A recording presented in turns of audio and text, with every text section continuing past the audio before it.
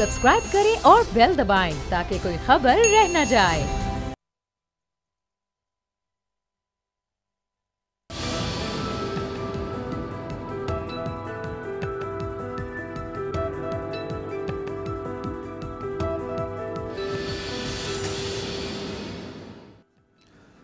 अस्सलाम वालेकुम व्यूअर्स, मैं हूं आपके साथ अमीर अब्बास और आप देख रहे हैं तब्दीली।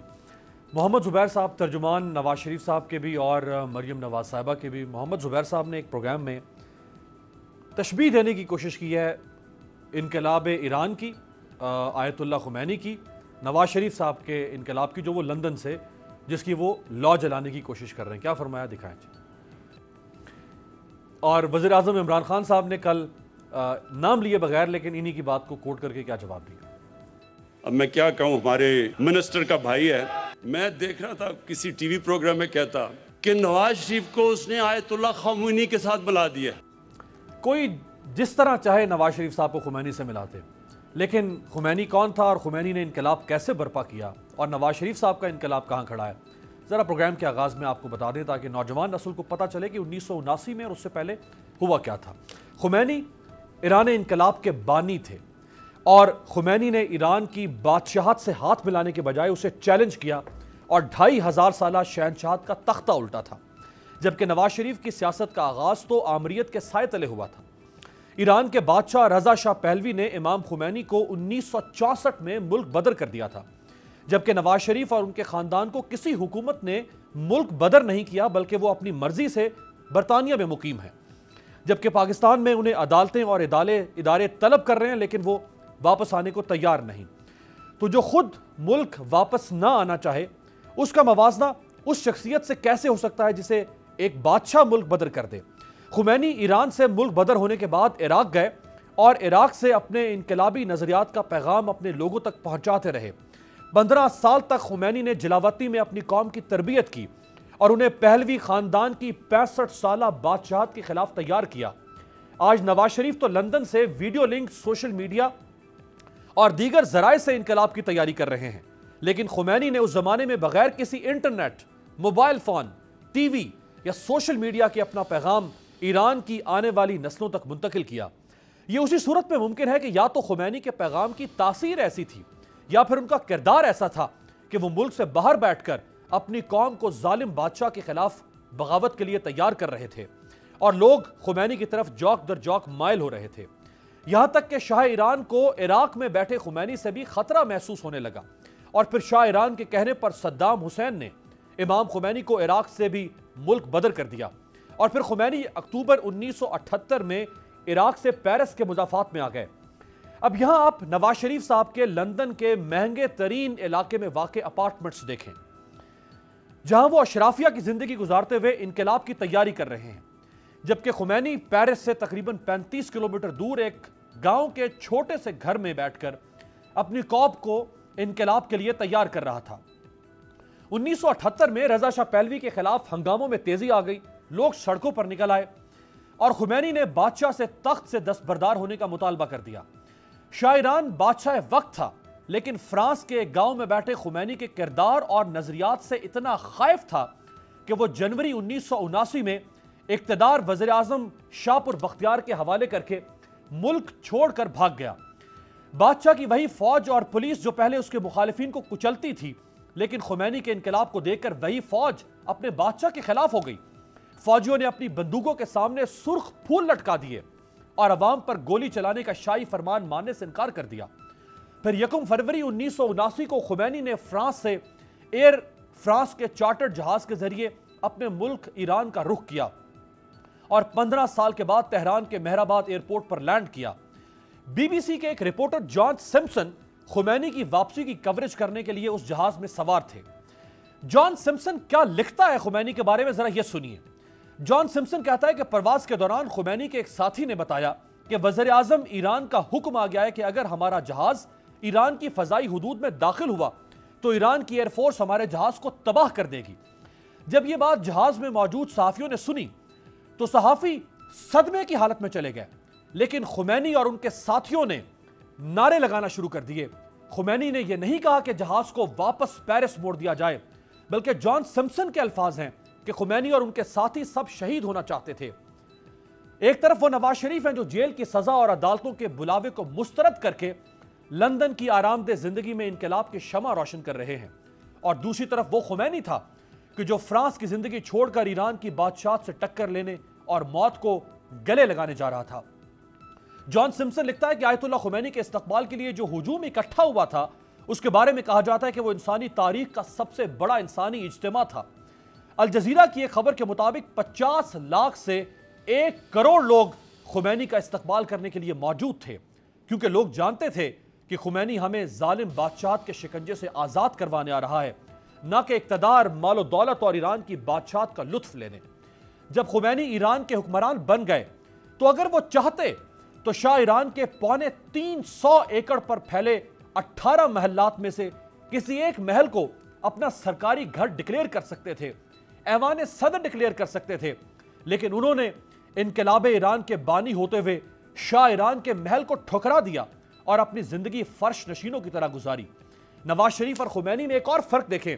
नवाज शरीफ ने खानदानी सियासत को मुतारिफ करवाया, उनके भाई, दामाद, समधी, भतीजे, बेटी और दीगर रिश्तेदार सियासत और इक्तदार के ऐवानों तक पहुंचे, जबकि खुमैनी इनकलाब ईरान के बानी होते हुए अगर चाहते तो अपनी आने वाली 7 नस्लों को भी सियासत में दाखिल कर सकते थे, लेकिन खुमैनी का खानदान सियासत में कोई अहम और मरकजी किरदार अदा नहीं कर सका। खुमैनी ने खुद जो अहकामात दिए थे और जो वसीयतें और नसीहतें की थी, उनमें से एक वसीयत यह थी कि उनके बाद उनका खानदान सियासत में नहीं आएगा। इसकी एक मिसाल देखिए, आखिर में इमाम खुमैनी के पोते हसन खुमैनी ने एक बार ईरान की असेंबली ऑफ एक्सपर्ट्स के इलेक्शन के लिए कागजात नामजदगी जमा करवाए। यह वो असेंबली है जो ईरान के सबसे ताकतवर शख्स यानी सुप्रीम लीडर का इंतखाब करती है, लेकिन खुमैनी के पोते के कागजात नामजदगी शराइत पर पूरा ना उतरने पर मुस्तरद कर दिए गए थे। आखिर में आपको सिर्फ यह बता दूं कि खुमैनी 10 साल 1979 से 1989 तक ईरान के हुक्मरान रहे, लेकिन उनके और उनकी औलाद के नाम पर ईरान या ईरान से बाहर कोई फैक्ट्री, कोई अजीमुशान बंगला, कोई गैर मुल्की फ्लैट्स, कोई ऑफशोर कंपनी, कोई गैर मुल्की बैंक अकाउंट, कोई लग्जरी गाड़ी, कोई बड़ी ज़रूरी जायदाद समेत कुछ भी नहीं था। जबकि नवाज शरीफ साहब और उनके खानदान पर इल्ज़ाम ही यह है कि उन्होंने करप्शन, मनी लॉन्ड्रिंग और ज़राए आमदन से ज़्यादा असासे बनाए। नवाज शरीफ साहब बहरहाल पाकिस्तान की सियासत में जो 6-7 बड़े कदावर लोग हैं उनमें उनका शुमार होता है। पाकिस्तान के 3 दफ़ा वज़ीर आज़म, 2 दफ़ा के वज़ीर आला, लेकिन उनका मवाजना इमाम खुमैनी से कैसे किया जा सकता है। मेरे साथ जो 4 शख्सियात मौजूद हैं, राजा आमिर अब्बास साहब तशरीफ़ रखते हैं इस्लामाबाद स्टूडियो में, माहिर आइन कानून है, आपका बहुत शुक्रिया सर। मंसूर अली खान साहब एंकर पर्सन हैं, पॉलिटिकल एनालिस्ट हैं, हमें ज्वाइन कर रहे हैं लाहौर से। सज्जाद मीर साहब पाकिस्तान के सीनियर सहाफ़ी हैं और पाकिस्तान की 40-50 साल की जो सियासी तारीख़ है उसके ऐनी शाहिद हैं। सर आपका बहुत शुक्रिया। और एजाजुल हक साहब पाकिस्तान के सीनियर सहाफ़ी हैं, पाकिस्तान मुस्लिम लीग ज़िया के सरबरा भी हैं, हमें ज्वाइन कर रहे हैं वीडियो लिंक पे। सर आपका भी बहुत शुक्रिया। सज्जाद मीर साहब, आपकी मौजूदगी से फ़ायदा उठाते हुए आप ही से सर आगाज़ करूँगा कि नवाज शरीफ साहब का अपना कद अपने लिहाज से बहुत बड़ा हो सकता है, उनकी खिदमात अपनी जगह पे हो सकती हैं, लेकिन क्या इस तरह से खुमैनी साहब से मिलाया जा सकता है? देखिए, बात सुनिए, ये बात तो किसी ने कही नहीं है कि नवाज शरीफ खुमैनी है। ये लोग मुकाबला करते हैं ना कि दूसरे मुल्क में रहकर कोई इनकलाब ला सकता है, काम कर सकता है, तो उस रेफरेंस में बेचारे ज़ुबैर ने कहा था खुमैनी का इनकलाब था, ये कोई नया मॉडल नहीं है। अगर कोई कहता है कि जेल में रह कर कोई काम कर सकता, बड़ा शौक़ है, तो नेल्सन मंडेला का कोई नाम ले लेता है, इमरान खुद ले लेता है। और अगर कोई कहता है कि बड़ा इनकलाबी है तो कहते हैं ची गुवेरा बनता फिरता है। तो किस्सा ये है कि ये कंपैरिजन सिर्फ एक हैसियत से किया जाता है कि वो अगर बाहर बैठे हैं तो बाहर से इनकलाब आ सकता है। अब खुमैनी के इनकलाब में भी ज़ाहिर है कि वीडियो ये सारा आप कहते नहीं मौजूद था, लेकिन केसेट थी जो ईरान की गली गली कूचे कूचे में चलती थी और लोगों तक पहुँचाती थी। मुझे ये एजाज़ हासिल है कि खुमैनी का उर्दू में पहला इंटरव्यू मैंने शाया किया था। ज़बरदस्त, अच्छा। और मुझे ये भी, मैंने उनकी बरसी पे भी शरीक हुआ हूँ और उनकी बरसी पे भी शरीक हुआ हूँ। मुझे अंदाज़ा है कि लोग कैसे उनकी, मैं ये कहूँ, प्रस्तश करते हैं तो गलत ना होगा। वो बहुत बड़ा इनकलाबी है। मैंने पहला एडिटोरियल लिखा था अपने जरीदे के लिए उसका कि काश पाकिस्तान को भी खुमैनी सा इनकलाब हासिल हो। वो बड़ी शख्सियत थे, लेकिन देखिए आप अब यहाँ पाकिस्तान की सियासत में उनको ये किसी ने नहीं कहा कि नवाज शरीफ ख़मैनी है। ज़ुबैर ने तो इतना कहा है बेचारे ने, मैंने फिर बेचारा कह रहा हूँ कि भाई उन्होंने कहा कि बाहर रह के कोई हो सकती है सियासत, उन्होंने कहा हो सकती है, ख़ुमैनी ने की थी। मतलब मॉडल का जिक्र है कि इस तरह हो सकती है, और इसमें कोई शक नहीं है कि ख़ुमैनी ने आके बिल्कुल दुनिया बदल दी थी, पूरे खित्ते की सियासत ही नहीं बदली थी बल्कि एक इनकलाब आ गया था। यानी कोई ऐसा इनकलाब था जिसका कंपैरिजन ना इनकलाब फ्रांस से हो सकता है, ना इनकलाब रूस से, और सच कहूँ तो ना इनकलाब चीन से। ये अपनी अंदाज का एक मुनफरद इनकलाब था जो अब भी कंटिन्यू कर रहा है, इसमें कोई शक नहीं है। आज भी उसकी ग्रिप जो है अपने लोगों पर बहुत मजबूत है। तो इस बात को अगर हम जिक्र करना चाहें तो सिर्फ इस बात पे, इस मॉडल पे कर सकते हैं कि मुल्क से बाहर बैठ के दूर रहकर भी अपने लोगों की क़यादत हो सकती है, एंड दैट्स ऑल। कोई इस पे एग्री करे ना करे, इस पे मैं गुफ्तगू नहीं करता, लेकिन जिस रेफरेंस से, जिस हवाले से यह बात की गई वो सिर्फ इतनी है और उसको उतना ही देखना चाहिए मेरा ख्याल। बड़ा ज़बरदस्त तज्जिया और जो तारीख़ी हवाले आपने खुद कोट कर दिए, और फॉर्चुनेटली आप उसकी आई विटनेस हैं, हमारे साथ मौजूद भी हैं। एजाजुल हक साहब, बाहर बैठ के चले अगर ख़ुमैनी साहब से इनकलाब का मवाजना ना हो, हमारे यहाँ जैसे फरमाया सजाद मीर साहब ने कि इमरान खान साहब भी नेल्सन मंडेला की बात करते हैं, कोई ख़ुद को चे गुवेरा से मिलाएगा, कोई ख़ुद को ली कुआन यू से मिला देगा, कोई किसी और से मिलवाएगा, कोई माओ ज़ेडंग बनने की कोशिश करेगा। लेकिन बाहर बैठकर अगर आप कोई इनकलाबी मूवमेंट चलाते हैं तो लोग सवाल तो करेंगे, लोग पूछेंगे तो सही कि आप वापस आकर इनकलाबी मूवमेंट क्यों नहीं चला रहे, आप बाहर बैठकर क्यों चला रहे हैं? देखिए, हमारी पॉलिटिक्स के डायनामिक्स बिल्कुल फ़र्क है। यहाँ पर जो है ना, एक माफिया ने बाहर बैठकर चलाने की कोशिश की थी, पार्टी को चलाने की कोशिश की थी, कुछ हुकूमत के अंदर भी अपने लोगों को भेज के कोशिश की थी, और वो थे अल्ताफ हुसैन साहब जिन्होंने बाहर बैठ के, लेकिन वो ताकत का इस्तेमाल इसलिए था कि उनका पीछे कराची शहर पे पूरा कब्जा था, बोरी में लाशें डालकर फेंक दिया करते थे, जो टेलीविज़न उनका खिताब नशर नहीं करता था उसके दरवाजे तोड़ दिए जाते थे। वहाँ तक तो वो ठीक था। जिस दिन से ऑपरेशन हुआ है उस दिन से अल्ताफ हुसैन का नाम भी किसी ने सुना नहीं कि क्या हुआ क्या नहीं हुआ। तो ये कहना कि जी यहाँ से बाहर बैठकर आपको इनकलाब ले आएंगे, तो मैं तो उस पर यकीन नहीं रखता। सही बात जो है, और अगर सियासत है तो पाकिस्तान के अंदर है, उनको यहाँ आकर सियासत करनी चाहिए। अच्छा, चले इनकलाब का लफ्ज़ तो बहुत संजीदा मानी रखता है। हम अगर इनकलाब के लफ्ज़ को एक तरफ भी रख दें, वो तहरीक अगर चलाना चाहते हैं या वो गाइडिंग प्रिंसिपल्स देना चाहते हैं अपने फॉलोअर्स को, वो उनको वहाँ से बैठ के बताना चाहते हैं कि आप कौन सी स्ट्रेटेजी बनाएं, ये तो किया जा सकता है, इसमें तो कोई मुज़ायका नहीं है। यह है नहीं, ये तो हो भी रहा है ना, ये तो मीरबाज साहब, ये तो हो भी रहा है। आपने देखा कि उन्होंने पहले कौम से खिताब किया जो कि APC के अंदर था, उसके बाद अब वो अपनी पार्टी से खिताब कर रहे हैं। तकरीबन हर मीटिंग में जो उनकी सेंट्रल वर्किंग कमेटी की हो रही है या वर्कर्स की हो रही है, उसमें वो सोशल मीडिया पे खिताब करते हैं और उनको गाइडलाइन भी देते हैं। लेकिन बात यह है कि जो इनकलाब लाता है, अब खुमैनी की बात की इन्होंने यहाँ की, और आपने भी बात की खुमैनी की। खुमैनी से मैं मिला हुआ हूँ, खमनाई से भी मैं मिला हूँ। आपको मालूम है कि जिस दफ्तर में वो बैठते हैं उसमें छठा आदमी नहीं बैठ सकता 5 के बाद। वहाँ पे बैठ के वो लोगों को मिलते हैं, और वहाँ पे जो बैठने के लिए वो स्टूल लगा हुआ है, बेंच लगा हुआ है, वहाँ पे सोफा भी कोई नहीं है। तो वो एक कुर्बानी देने वाले लोग थे जिन्होंने एक एग्जाम्पल सेट किया, और आप उस एग्जाम्पल से पाकिस्तान की सियासत को कंपेयर नहीं कर सकते। यहाँ तो जब इनकलाब लाया गया तो कहा गया शुक्र है पाकिस्तान बच गया, और फिर जो कुछ हुआ आपने देख लिया कि एक मुल्क का मतलब मेजॉरिटी जो है उसको हुकूमत नहीं दी गई, माइनॉरिटी ने हुकूमत ले ली, और कहा कि ये बहुत बड़ा इनकलाब लेकर आया, बड़े रेवोल्यूशनरी लीडर हैं। क्योंकि एक मुल्क के जब 2 हिस्से हो गए तो एक पे उसने कब्जा कर लिया, एक पे उसने कब्जा कर लिया। तो हमारी सियासत बड़ी फ़र्क है। और ये अगर कोई समझ रहा है कि बाहर से आप तहरीक चला लेंगे, तो मैं समझता हूँ ये नामुमकिन है। अगर तहरीक चलाने के काबिल होते कोई इंडिविजुअल पार्टी, तो फिर मौलाना फजल रहमान को अपना सदर ना बनाते, क्योंकि इस वक्त। लेकिन एजाजुल हक साहब, एक तारीखी हवाला, जब 99 से लेके 2006-2007 तक तकरीबन ना नवाज शरीफ पाकिस्तान में थे ना मोहतरमा पाकिस्तान में थी, दोनों बाहर थे, लेकिन दोनों ने अपनी पार्टियों को किसी हद तक इंटैक्ट रखा। जैसे ही वापस आई मोहतरमा, खैर वो नई दुनिया में रही, वो इलेक्शन नहीं लड़ सकी, लेकिन वापस वही पार्टियां पावर में आ गई जो पहले पावर में आती थी। तो इंटैक्ट तो रखा ना इन्होंने बाहर से बैठ के। आपकी बात सही है। इस वक्त भी अगर पाकिस्तान में सबसे बड़ी पार्टी कोई है तो PMLN है, इसमें कोई शक वाली बात नहीं।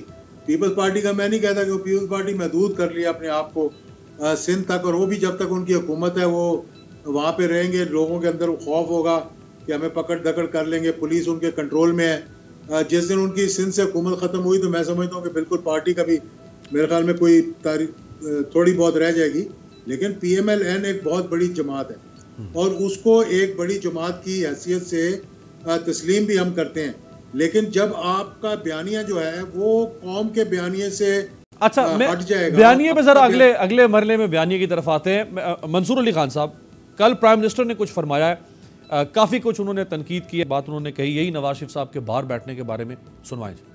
लोग निकलते हैं किसी मकसद के लिए, किसी नजरिए के लिए निकलते हैं। लोग निकलते हैं जुल्म का मुकाबला करने के लिए। लोग किसी की चोरी बचाने के लिए नहीं निकलते। खुद लंदन बैठा हुआ है, कारकुनों को कह रहे जनाब आप जाके आप सड़कों पर निकले और उसकी चोरी बचाएं।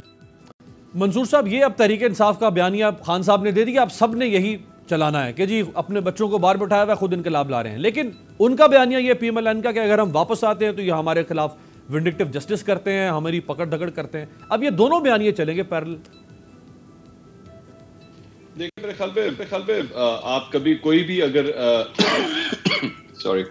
अगर कोई भी पॉलिटिकल हिस्ट्री उठा के देखें तो बेसिकली कोई भी लीडर जब किसी बयानिए को प्रमोट करता है या किसी तहरीक का आगाज करता है तो वो बेसिकली अवाम के अंदर एक ओपनिंग ढूंढता है कि यहाँ पे किस चीज की कमी है।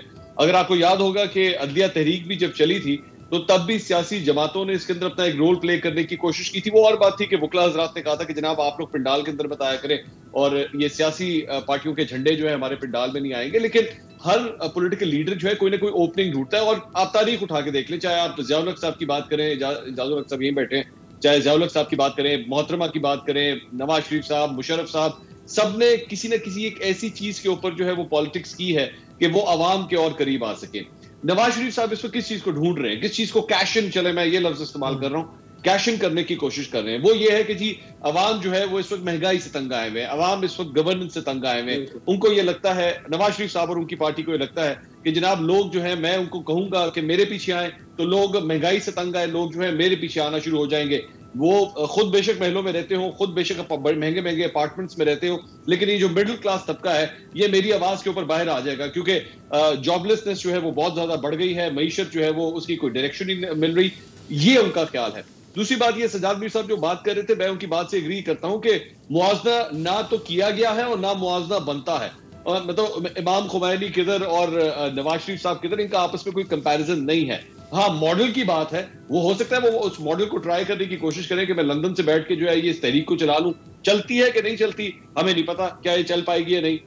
आपको मानना पड़ेगा कि अल्ताफ हुसैन जो है वो उनका इख्तिताम बड़ा बुरा हुआ, लेकिन फिर भी बाहर बैठ के कई साल जो है उन्होंने कराची जैसे शहर के ऊपर राज किया। तकरीबन क्यों किया, 25 साल कराया, वो एक लंबी डिबेट है। 25 साल सिक्का ही अल्ताफ हुसैन का चलता था। और क्यों चलता था, क्यों आखिर ये इजाजत दी गई? सिर्फ टेलीफोनिक खिताबों के जरिए जो है उस शहर को सील कर दिया जाता था। एक आवाज आती थी कि भाई ने कह दिया कि शहर बंद कर दें और शहर बंद हो जाता था। ये हुआ है, ये सब कुछ देखा है हमने। तो we don't know what is going to happen. हो सकता है नवाज शरीफ साहब को ये अवाम बिल्कुल इग्नोर कर दे और वो यही कहे कि हाँ जी इमरान खान साहब सही कह रहे हैं, आप अपने फ्लैटों की खातिर, अपने पैसों की खातिर, जेल में जाने की खातिर, नैब के केसेस की खातिर ये सब कुछ कर रहे हैं, हम आपके पीछे नहीं खड़े होते। और हो सकता है इसका ऑपोजिट हो जाए, लोग कहें कि हाँ जी ये चोर और चक्के, और ये है, ये एक कम्युनिटी हमारे यहाँ मौजूद है। आप जाके लोगों से बात करें, वो कहे हाँ जी ठीक है, आप कहते हैं वो चोर हैं, हाँ जी उन्होंने पैसा चोरी किया, हाँ वो मनी ट्रेल नहीं दे सके, लेकिन वो काम करते थे, बिल्कुल हम उनके साथ हैं। आपका ये पूरा बयानिया गलत है। ये लोगों की बहुत बड़ी तादाद कम से कम पंजाब के अंदर मौजूद है जो इस बात के साथ खड़ी है। वो तादाद कितनी बड़ी सड़कों पे बाहर निकलती है या नहीं, ना आपको पता है ना मुझे पता है। बल्कि मंसूर वो लोग ये ताना भी दे रहे हैं इमरान खान साहब को कि भाई वो अगर खाते थे लगाते तो थे ना, आप तो पता नहीं खा रहे लेकिन लगा ही नहीं रहे। आप कहाँ लगा रहे? पाकिस्तान तहरीक इंसाफ के लोग इस बात का मजाक उड़ाते हैं। आप बेशक मजाक उड़ाते रहे भाई, लेकिन लोग ये सोच रखते हैं। वो कहते हैं जी भाड़ में जाए, वो खाता था ना, चले कमीशन खाता था, लेकिन भाई हमारे घर की जो गली थी उसको पक्की तो करके देता था। हमारे यहाँ पानी तो टाइम पे आता था, बिजली तो सस्ती थी, आटा सस्ता था, चीनी सस्ती थी। वो इन चीजों की तरफ आए थे। वो कहते जी आपकी इन बातों में हमें कोई परवाह नहीं है कि वो करप्शन करता था या नहीं करता। आप उनको समझाते रहे कि भाई ये अपने खानदान को प्रमोट कर रहे हैं, ये अपने भाई को अपोजिशन लीडर लगा देते हैं, अपने भतीजे को पंजाब असेंबली में अपोजिशन लीडर लगा देते हैं, ये अपने खानदान से बाहर नहीं निकलेंगे। वो कहते हैं जी भाड़ में जाए। नहीं निकलते ना निकले, काम कर रहे हैं ना, हमारे लिए ये ज्यादा बिल्कुल सही। वो एक बिल्कुल ठीक है, वो भी एक वोट बैंक है, वो भी सोच है और उनके लिए भी उतना ही एहतराम है जितना उनके मुखालिफिन के लिए। राजा साहब, मवाजना ना किया जाए खुमैनी साहब का और नवाज शरीफ साहब का, लेकिन अगर हम मॉडल की बात करें कि जी खुमैनी साहब ने भी बाहर से बैठ के इनकलाब की परवरिश की और नवाज शरीफ साहब भी बाहर से बैठ के, लेकिन अगेन फिर वहाँ पे सवाल आएगा कि खुमैनी अपनी मर्जी से तो बाहर नहीं बैठा हुआ था, खुमैनी को तो बाय फोर्स कोहर्सिव मैया से मुल्क से बाहर निकाल दिया गया था और वापस नहीं आने दिया जा रहा था। तो नवाज शरीफ के बारे में लोग कहेंगे कि भाई आपको तो कोई नहीं कह रहा कि आप बाहर बैठे, आप आए, मोस्ट वेलकम, लीड करें यहाँ से।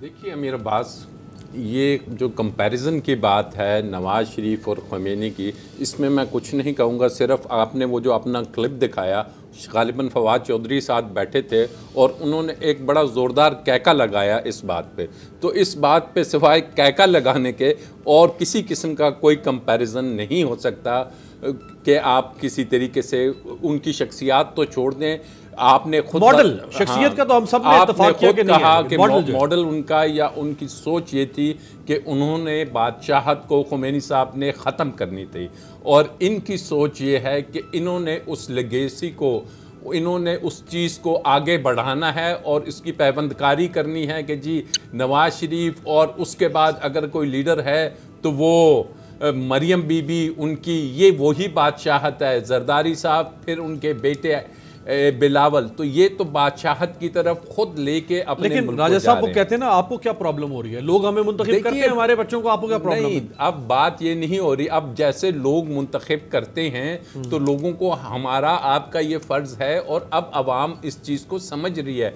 आपने कहा ना कि जी वो तो अपनी मर्ज़ी से लंदन में बैठे हुए हैं, इनके तो बल्कि वारंट्स निकले हुए हैं कि भैया आप आ जाओ, आप यहाँ से एब्सकॉन्ड करके चल लीजिए। अब तो वो इश्तिहारी होने की कार्रवाई शुरू हो चुकी है। ये वो हैं कि जिनके बारे में लंदन की अखबारों में आपने वो pirates of the penthouse के आर्टिकल्स और वो जायदादें, हाँ ये बाहर बैठ के अपनी लीडरशिप ज़रूर कर सकते थे अगर ये कहते कि जनाब ये हैं वो ज़राए, ये लंदन के फ्लैट्स, वो ये ना कहते कि जनाब कतरी ख़त पे बने हैं, वो बता देते कि जनाब ये हमने खून पसीने की मेहनत से बनाए हैं, वो ये बता देते कि ये शुगर मिलों में जो टीटियाँ आ रही हैं, इन टीटियों की जो रकूम थी वो पापड़ वाले की या किसी और की नहीं थी, बल्कि हमारे बाहर के सपोर्टर्स थे या फैमिली के मेंबर्स थे जो हमें देते थे। तो तब आवाम यकीनन समझेगी। आपने बताया कि जी ख़ुमैनी आए तो उनका जो दुनिया में सबसे बड़ा इकट्ठ हुआ हजूम का, और यहाँ हमने देखा कि ये दोनों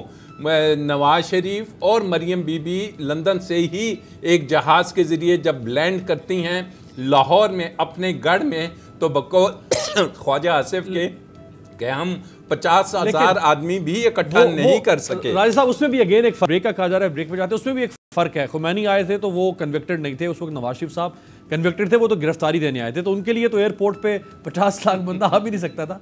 एक ब्रेक लेते हैं, ब्रेक के बाद आते हैं।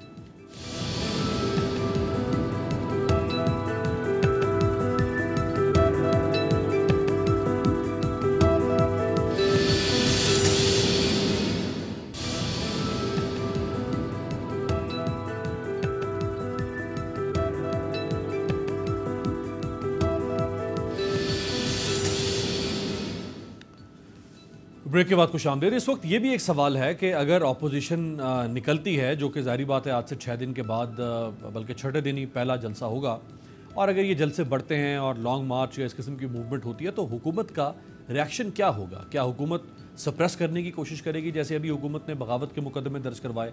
तो ज़रा इमरान खान साहब जब अपोजिशन में थे और नवाज शरीफ साहब की हुकूमत उनके जलसे जुलूस रोकने की कोशिश करती थी, तो उस वक्त इमरान खान साहब क्या कहते थे? पाकिस्तानियों, जो रुकावट है आपके सामने, रुकावटें हटाओ, कंटेनर हटाओ।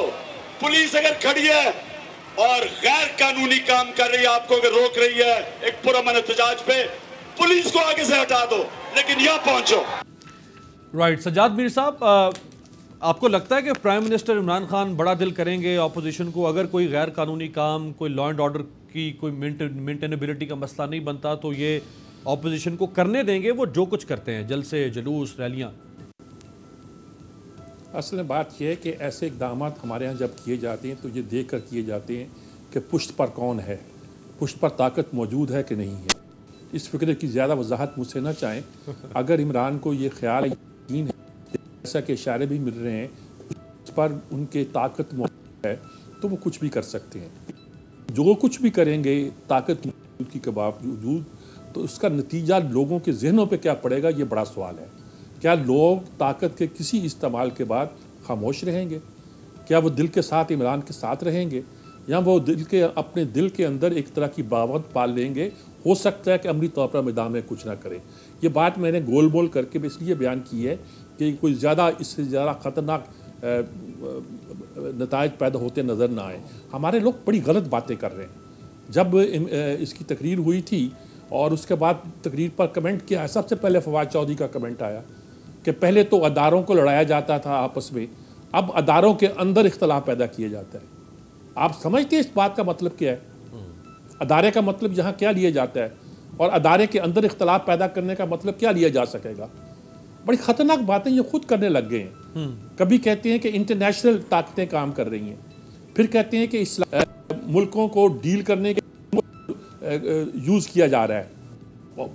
खबरें तो आई हैं कि मुलाकातें हुई हैं फ़लाँ के साथ या फ़लाँ के साथ। वो तो इस बात की निशानी हुआ करती है। आप खुद कह रहे हैं कि दुनिया की बड़ी ताकतों के लोग ये समझते हैं कि नवाज शरीफ को वो कोई मुजरम या चोर डाकू या सजा याफ्ता शख्स नहीं समझते, बल्कि वो एक ऐसा अहम शख्स समझते हैं जिनसे मुलाकात की जा सकती है, जिनसे बात की जा सकती है, और उनके ख्याल में शायद उनको इस्तेमाल भी किया जा सकता है। ये सारा केस जब आप अपनी ताकत के नशे में बगाड़ना चाहते हैं, आज क्या कह दिया उसने शेख रशीद ने कि फौजी जमहूरियत है, फौजी इस्तेहकाम है, फौजी मईशत है। यार कोई बात तरीके से करो, बात तरीके से करो। आप फौज के कोई खैरखा हैं या दुश्मन हैं? कहाँ फंसाना चाहते हैं फौज को? अच्छा मीर इमरान खान भी ऐसी जबान इस्तेमाल कर रहे हैं। आपने बड़ी एक अहम बात की कि अगर पुश्त के ऊपर फौज यानी पुश्त के ऊपर ताकत है तो फिर तो ठीक है इमरान खान साहब के हक में। तो चूंकि एजाजुल हक साहब तशरीफ रखते हैं, पता नहीं इनका इमरान खान साहब से कितना ताल्लुक है, लेकिन जो ताकत है, ताकत से तो इनका ताल्लुक है।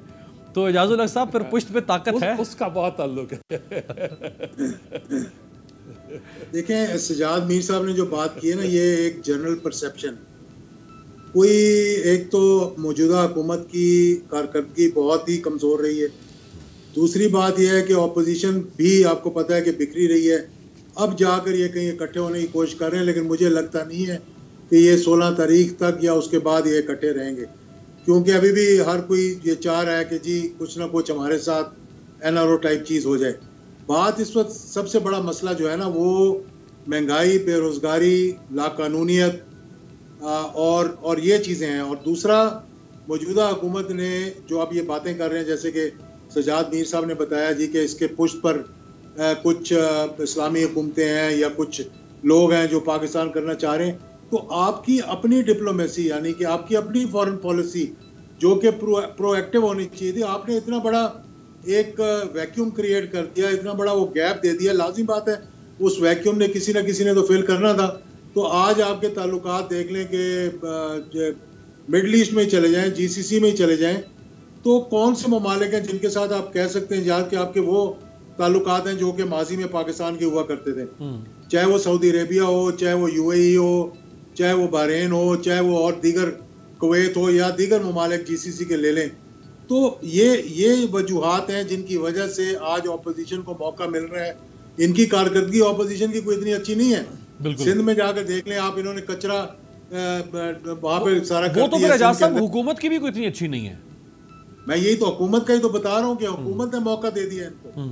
हुकूमत ने मौका दे दिया है महंगाई, बेरोजगारी, लाकानूनियत की वजह से। और कोई हुकूमत ने लोगों को रिलीफ देने के बाद इतनी महंगाई कर दी है, इतने बिल बढ़ा दिए हैं, इतनी गैस बढ़ा दी है कि आज हर एक आम आदमी तो बच्चों को स्कूल की फीस नहीं दे सकता। चूंकि महंगाई का आपने जिक्र किया है, तो अभी जो आज की ताज़ा तरीन खबर है वो ये है कि 24 अशिया मजीद महंगी हो गई हैं। तकरीबन 1.5% जो है वो महंगाई और ऊपर चलेगी, यानी 1.24%। और प्राइम मिनिस्टर ने मंसूर अली खान साहब कल कहा है कि जी पीर से, यानी अब पीर से हम महंगाई के खिलाफ एक एक्शन प्लान बनाएंगे। भाई महंगाई के खिलाफ तो लोग पिछले 8-10 महीनों से चीख रहे हैं, आप फिर पीर का इंतजार कर रहे थे बैठ के। अमीर अब्बास साहब, ये बहुत खतरे की बात है कि वजीर आजम ने नोटिस ले लिया इस चीज का आपको पता है क्या क्या होता है जब वज़ीर आज़म किसी चीज का नोटिस लेते हैं, उल्टा पड़ तो जाता फिर है। क्या होता है? ये बहुत खतरे की बात है, आपको परेशान होना चाहिए इस सिलसिले में कि उन्होंने महंगाई का एक दफा फिर से नोटिस ले लिया है। अच्छा, मेरे ख्याल में इसमें किसी रिसर्चर को कहना चाहिए जाके रिसर्च करें कि अब तक वज़ीर आज़म इस महंगाई के पीछे कितने नोटिस ऑलरेडी ले चुके हैं। हकीकत यह है कि आपको समझ ही नहीं आ रही। मैं एक पाकिस्तान तहरीक इंसाफ के रहनुमा के साथ बैठा हुआ था, मैं आपको वाकया शेयर करता हूँ। तो मैंने उनसे कहा, मैंने कहा जी ऑपोजिशन सारा कुछ करने जा रही है तो परेशानी है। तो उन्होंने मुझे बड़े मासूम तरीके से उन्होंने कहा, यार मंसूर बात यह है कि हुक्मरानों से हुक्मरानी नहीं हो रही और ऑपोजिशन से ऑपोजिशन नहीं हो रही, दोनों ही परेशान बैठे हुए हैं कि अब होना क्या है। ये ड्रॉ मैच की तरफ जो है ना ये सिलसिला जा रहा है, कुछ समझ नहीं आ रही कि एंड में जीतना किसने। तो मैंने कहा जी फिर आखिर में तो फिर अंपायर की चलेगी। अगर दोनों टीमों की ये सूरत हाल है कि मैच ड्रॉ की तरफ जा रहा है तो फिर तो अंपायर नहीं करना जो कुछ करना है। लेकिन ऑन अ सीरियस नोट शर्म आती है, अफसोस होता है कि यार मतलब आप जरा एक दफा अवाम के पास निकल के तो देखें। आप यकीन कीजिए, ये जो गुजरावाला जहां पे ये लोग बैठ के अपना जलसा करने जा रहे हैं, जरा एक दफा मीरबाज साहब गुजरावाला शहर के अंदर जरा जाके लोगों से बात तो करें। मैं 1 महीना पहले यहाँ पे गया था, आप यकीन कीजिए। और मैं बिल्कुल इसको मेरी टेप्स अवेलेबल हैं, मैं पूरी तरह पाकिस्तान तहरीक इंसाफ के तमाम रहनुमाओं को चैलेंज करता हूँ, आके अनएडिटेड टेप्स आकर देखें। यकीन कीजिए ढूंढ के हम थक गए कि पाकिस्तान तहरीक इंसाफ का कोई सपोर्टर मिल जाए, कोई आके ये कह दे कि नहीं जी मैं खुश हूं और ये सिलसिला इसी तरह चलता रहना चाहिए। मुझे अफसोस इस बात का है उस अवाम से कि ये बेचारे ऐसे हुक्मरानों के बीच में फंस गए हैं जिनसे संभाला नहीं जा रहा, जिनसे सिलसिला, और ऐसी ऑपोजिशन के बीच में फंस गए हैं जिनसे अपने केसेस नहीं संभाले जा रहे। और इतने संगीन इल्जाम ये जो उनके ऊपर अवाम को जिस तरह आपने मंसूर जैसे आप सैंडविच कर दिया है, तो राजा साहब ये जो अवाम सैंडविच हो गए हैं, एक तरफ केसों वाली पार्टियां, एक तरफ बैड गवर्नेंस इमरान खान साहब की सूरत हाल है। तो जब आपकी बैड गवर्नेंस होगी तो नवाज शरीफ लोगों को पसंद अगर नहीं होगा तो पसंद आना शुरू हो जाएगा खुद ब खुद ही।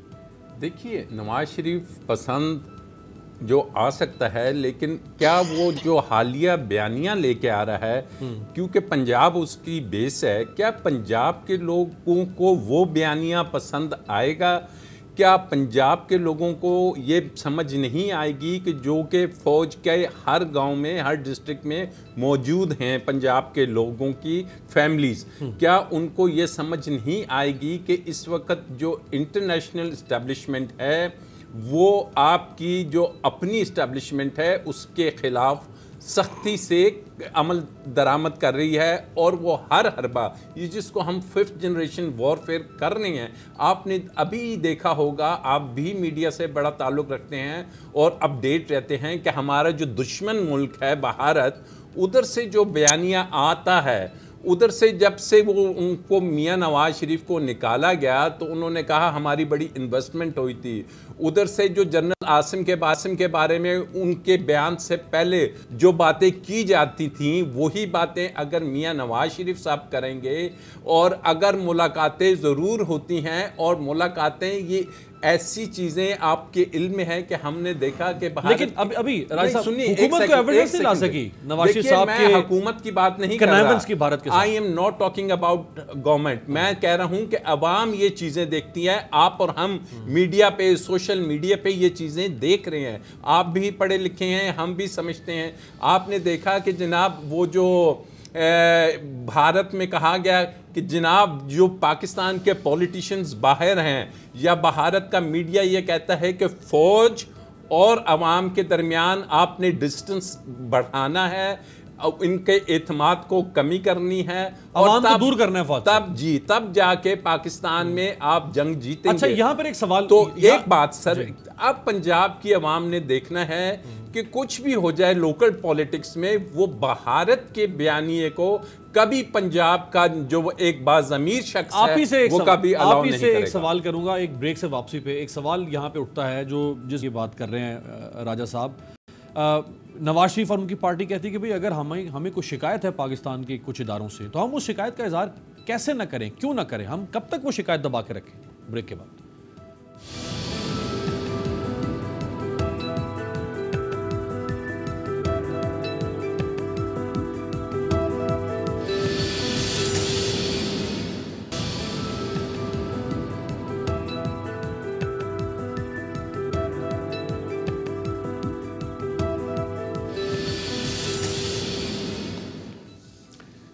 ब्रेक के बाद खुश आमदीद। राजा आमिर अब्बास साहब, ब्रेक से पहले नवाज शरीफ साहब के उस बयानिए की बात हो रही थी जो वो फौज और हमारे खुफिया इदारों के खिलाफ उन्होंने अपनाया, लेकिन उनकी पार्टी का मौक़िफ़ ये है कि भाई हम एक ग्रीव्ड पार्टी, हमारी ग्रीवेंसेस हैं, हम उन ग्रीवेंसेस का इजहार कैसे करें, कहाँ करें?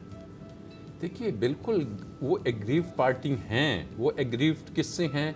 वो एग्रीव्ड, आपको याद होगा कि जब वो जीटी रोड पे निकले और उन्होंने जब ये वोट को इज्जत दो और मुझे क्यों निकाला की बात की, तो उन्होंने जब आपके मुल्क के अदारों को कमज़ोर करने की बात की, जब कहा कि सुप्रीम कोर्ट के 5 जज बुक्स से भरे हुए बैठे हैं, जब उन्होंने कहा कि आज से नवाज शरीफ नज़रियाती हो गया, तो अमीर अब्बास फिर 8 महीने वो नज़रिया कहाँ पे खामोश हो जाता है, एक ट्वीट भी नहीं आती। एक नज़रियाती लोग ऐसे नहीं होते कि जनाब 8 महीने के लिए आपका स्विच ऑफ हो जाता है, आप बिल्कुल खामोश हो जाते हैं। 8 महीने के बाद अचानक वन फाइन मॉर्निंग आप टीवी पे आके कहते हैं कि जनाब अब मैं नज़रियाती हो गया हूँ। या आपने उस वक्त याद होगा बलोचिस्तान में जाके महमूद खान के साथ एक जलसा किया था और बड़ी बातें की थी कि जी नज़रियाती, और बात दोबारा से वही है कि पंजाब में अमीर अब्बास जो सीटें हैं वो सीटें लोगों की बिरादरियों की हैं, वो सीटें लोगों के अपने रख रखाव की है, वो सीटें लोगों के इलाके में काम करने की वजह से हैं, इस बात पे नहीं है। अब हमें तो ये पीएमएलएन नवाज शरीफ की फॉलोइंग है सर। पिंडी डिवीजन में, गुजरांवाला डिवीजन में, फैसलाबाद, लाहौर डिवीजन, ये पिंडी डिवीजन, ये चकवाल, ये जेलम, ये जो मार्शल तमाम है, यहाँ तो हर घर में बच्चा पैदा होता है तो लोग कहते हैं लेफ्टिनेंट या सूबेदार पैदा हुआ है आज लड़का, वो ये नहीं कहते। अब आप बात करेंगे कि जनाब आया गुजरांवाला के जलसे में, हम देखते हैं, अब देखना ये होगा कि क्या पीपल्स पार्टी इस स्टांस को, क्योंकि मरियम बीबी का वो शो है, इस चीज के साथ चलेगी, इसको लेके चलेगी कि अगर अच्छा, पीपल्स पार्टी वैसे वो बात नहीं कर रही है। अब देखिए ना, मुस्लिम लीग ने कहा, नवाज शरीफ ने कहा कि जी हमें बुज़दिल अपने लीडरों की जरूरत नहीं है, हमें इस बयानिए को लेके चलने के लिए दलेर लीडरशिप की चाहिए और दलेर हमें एमएनएस चाहिए। अब देखते हैं कि वो ख्वाजा आसिफ वहाँ आके ये बात करते हैं या नहीं, या सिर्फ जुबैर साहब ये आके बात, क्योंकि जो खुद एक जनरल के बेटे हैं, ठीक है। तो ये वो तमाम चीज़ें हैं कि जो अब आगे जाके पूरी मुस्लिम लीग नून के लिए एक ऐसा फ़ायदा की बजाय मुझे लगता है कि ये बयानियाँ उसमें मज़ीद तोड़ फोड़ का नुकसान देगा। अच्छा राजा साहब, नैब ने नवाज शरीफ साहब का पासपोर्ट और शनाख्ती कार्ड मनसूख करने की सिफारिश कर दी है।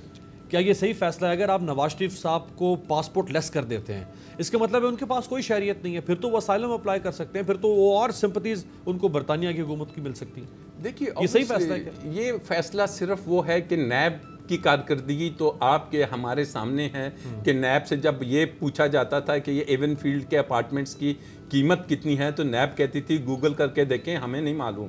तो अब वो पासपोर्ट, ये तो कोई इतना बड़ा इशू नहीं है, पासपोर्ट आप कर दोगे। असल चीज़ है या तो हुकूमत और ये इतना स्ट्रॉन्ग करें कि आपको इंटरपोल की ग्रे लिस्ट में और उसमें येलो वारंट्स या रेड वारंट्स आ जाएं कि आप दुनिया के एयरपोर्ट्स पे ट्रैवल नहीं कर सकते। ये अपना इतना, लेकिन आप तो इसहाक डार को नहीं वापस ला सके, हसन हुसैन एब्सकॉन्डर्स हैं, अच्छा, उनके समधी, ये तमाम। ये जरा देखने वालों के लिए समझाए ना कि इसका मकसद क्या है। पासपोर्ट अगर मनसूख हो जाता है नवाज शरीफ का, तो इससे क्या फायदा होगा? वापस कैसे आएंगे? कोई फायदा नहीं होगा। वापस तो आप आ सकते हैं, अगर आपके पास पासपोर्ट नहीं भी है तो आप यूके एम्बेसी, पाकिस्तानी जो हाई कमीशन है वहां चले जाएं, टेम्परेरी पासपोर्ट आपको वन टाइम ट्रेवल का मिल जाता है, that is not an issue. लेकिन वो वापस तब आएंगे कि जब कोविड खत्म हो जाएगा। जब कोविड खत्म हो जाएगा और उनके डॉक्टर्स कह देंगे कि अब आप तंदुरुस्त हो गए हैं, तब वो जाके ये तो डिसाइड करेंगे। आपका प्लान तो ये है राजा साहब, अगले 10 महीने, साल तक या 1.5 साल तक वापस ना आए मियां साहब। देखिए, तो अगर हम देखते हैं उनकी हिस्ट्री, वो सालों साल नहीं आए और वो एग्रीमेंट करके गए हुए हैं, तो वो गए ही इसीलिए थे कि शायद उन्होंने वापस नहीं आना था। और ये जो बात है, अब बात यह है कि आप अदारों की तो बात करते हैं, लेकिन क्या आप अदारों का मजाक नहीं उड़ाते दुनिया में कि जब आपकी अदलिया आपको 3 दफ़ा के वज़ीर आज़म को एब्सकॉन्डर तलब कर रही है और एब्सकॉन्डर डिक्लेयर कर रही है। मीर साहब, सजाद मीर साहब, ये इमरान खान साहब ने कल जब अपने ILF इंसाफ लॉयर्स फोरम से खिताब कर रहे थे, तो उन्होंने एक तंज में एक बात कही, प्राइम मिनिस्टर को ये बात कहनी चाहिए थी, दिखाएं। चंद दिन पहले मैंने देखा कि इनका एक सीनियर ओहदेदार सुबह के 3 बजे किसी खातून के घर तंजीम साजी करने चला गया। और बड़ा हैरान हुआ कि उस खातून के भाइयों ने मारा क्यों उसको। जी सजाद मीर साहब, एक तो प्राइम मिनिस्टर ने जो कहा सो कहा, लेकिन आगे जो लॉयर्स कम्युनिटी माशाल्लाह पढ़ी लिखी कम्युनिटी बैठी थी वो तालियां बजा रहे हैं और वो कहका बजा रहे हैं। क्या ये कंडक्ट ठीक है? प्राइम मिनिस्टर को इतना बिलो जाके बात करनी चाहिए थी? लेकिन जिस शख्स के बारे में कहा उसने जवाब भी बहुत करारा दिया है और उसने तज़किरा किया कि कहाँ से लेकर कहाँ तक की बात वो कर सकता है, कैलिफोर्निया से लेकर पाकपतन तक की। तो मेरा ख्याल में कम से कम इमरान खान को ये नहीं करना चाहिए, वज़ीर आज़म को तो करना ही नहीं चाहिए, लेकिन अगर इमरान खान भी ये करते हैं तो ये मुनासिब नहीं होगा जी। तो इस लिहाज से मेरे ख्याल में उन्होंने कोई जो बात कहकर कोई अच्छी रवाज कायम नहीं की, अच्छी बात नहीं की और इसकी तारीफ़ नहीं की जा सकती। देखिए, जहाँ तक मामला है, एक बात ही मैं वजाहत करना चाहता हूँ कि ये बात कही जा रही है कि पंजाब के लोग इसको बाई नहीं करेंगे। मैं इसको ज़रा और अंदाज से कहा करता हूँ कि हमने फ़ौज को कमिट कराया है कराची में, वहाँ पूरा एक्शन लिया है फ़ौज ने, 10 साल से 20 साल से वो वहाँ मसरूफ़ है। हमने बलूचिस्तान में उससे एक्शन कराए, हमने फाटा में खैबर पख्तूनख्वा में उससे एक्शन कराए। सेंट्रल पंजाब एक ऐसा इलाका है जिसके बारे में बार बार कहता हूँ 1.5-2 साल से कि यहाँ फ़ौज के ख़िलाफ़ कोई फीलिंग पैदा नहीं होनी चाहिए। इस वक्त सूरत हाल है कि देहातों में भी जाएं आप तो आपको वहाँ से ये मालूम होगा कि जो कुछ हो रहा है इसके पुष्ट पर फ़ौज मौजूद है। अच्छा, ये तासुर पैदा होना अच्छी बात नहीं, मैं नहीं कहता ये दुरुस्त है या गलत है, लेकिन मैं ये कहता हूँ कि ऐसी मूवमेंट के लिहाज से अगर आप ताकत का कहते हैं और कहते हैं हम सेम पेज पर है, जो हम सोचते हैं वही वो सोचते हैं, मेरे पीछे फ़ौज है, मेरे पीछे ताकत है, वही जमहूरियत है, वही सियासत है, वही वहशत है, तो ये आप मुल्क की खिदमत नहीं कर रहे। मुल्क की खिदमत ये इसी में है कि हम अपने अदारों के तकद्दुस को कायम रखें। देखिए, अगर कहते हैं कि अदलिया में वो वापस क्यों नहीं आ रहे, जवाब देने क्यों नहीं आ रहे, राइट, बात बड़ी सीधी है कि ये बात भी तो सोचें कि एक हमारे ऐसे लीडर का जो 3 बार का वज़ीर आज़म है उसको अपने अदारों पे एतबार नहीं है, यहाँ से अदारों से बराबरी। आखिरी 1.5-2 मिनट है मेरे पास, मैं ज़रा राजा आमिर अब्बास साहब आपसे एक सवाल करना चाहूँगा। आज 2 दिन हो गए हैं और बोल ग्रुप के जो प्रेसिडेंट है नबील जखूरा और उनके साथ एक और साथी, उन्हें किडनैप किया गया और अभी आज दूसरा दिन गुजर गया, तकरीबन अब 48 घंटे होने को हैं, लेकिन कोई खबर नहीं आ पा रही नबील की। ये सिंध हुकूमत, फेडरल गवर्नमेंट, किससे सवाल करें हम? देखिए, बेसिकली अगर आप आफ्टर 18th अमेंडमेंट बात करते हैं, लॉ एंड ऑर्डर की बात, ये तो सूबों का तमाम इख्तियार है और आपके इल्म में होगा कि पहले भी, इससे पहले कितने जर्नलिस्ट के साथ वहाँ पे उनको किस बेदर्दी से मारा गया और किस बेदर्दी से फिर शाबाशें दी जाती थी जिन लोगों को आपके इल्म में। हम भूल जाते हैं कि ख़ासकर कराची में क्या कुछ नहीं हुआ जर्नलिस्ट के साथ, और ये उसी की एक कड़ी है। और इसमें अगर किसी की ड्यूटी बनती है तो वो सिंध गवर्नमेंट की बनती है, वहाँ के होम मिनिस्टर, होम सेक्रेटरी की बनती है कि वो इसकी प्रॉपर तफ्तीश करें और जल्द अज जल्द ये ढूंढें। ठीक है, क्राइम्स होते हैं, लेकिन क्या ये एक मुनज़्ज़म क्राइम है कि जो जर्नलिज्म और जर्नलिस्ट के ख़िलाफ़ हो रहा है, या कोई उनकी ज़ाती किसी के साथ, जैसे कि पहले भी एक केस में हुआ, कोई पैसों का लेन देन था एक जर्नलिस्ट का। तो ये चीज़ें आवाम को क्लियरली और ख़ासकर मीडिया के लोगों को तो पता होना चाहिए। सजाद मीर साहब, आप शॉर्टली कमेंट कीजिएगा। सर, हम बोल न्यूज़ के प्रेसिडेंट नबील जखूरा और उनके एक साथी, 48 घंटे हो गए हैं उनको किडनैप किया गया, लेकिन अभी तक कोई खबर नहीं आ पा रही। सर देखिए, कौन कौन सी खबरें हैं जो कहाँ कहाँ से नहीं आ रही। इन सिंध से आ रही हैं, पंजाब से आ रही हैं, फलां 2.5 साल की बच्ची उठा ली, उसका रेप हो गया। आप सुबह 5 बजे 6 बजे खबरनामा सुने ना अगर, तो आपके सारा दिन ख़राब हो जाता है। इतनी खबरें होती हैं तशवीशनाक, 4 बिल्डिंगें गिर जाती हैं, 2 लड़कियां रेप हो जाती हैं, कुछ डाकुओं ने किसी को चुरा लिया होता है। ऐसे लगता है कि पाकिस्तान में जराइम के अलावा कुछ नहीं हो रहा। या तो किसी एक बिल्कुल प्लानिंग के तहत लोगों के जहन ख़राब किए जाते हैं। 8 बजे का खबरनामा ठीक होता है, बैनुल अक़वामी खबरें उसमें आती हैं। 5 बजे का और 6 बजे का स्वाय क्राइम के और कुछ नहीं होता। अच्छा, ये जो पाकिस्तान में हो रहा है, बहुत बहुत शुक्रिया सजाद मीर साहब, पाकिस्तान साफ़ी राजा आमिर अब्बास साहब, एजाज उल हक साहब हमारे साथ थे और मंसूर अली खान साहब। आपसे मुलाकात होगी कल। देखते रहिएगा तब्दीली।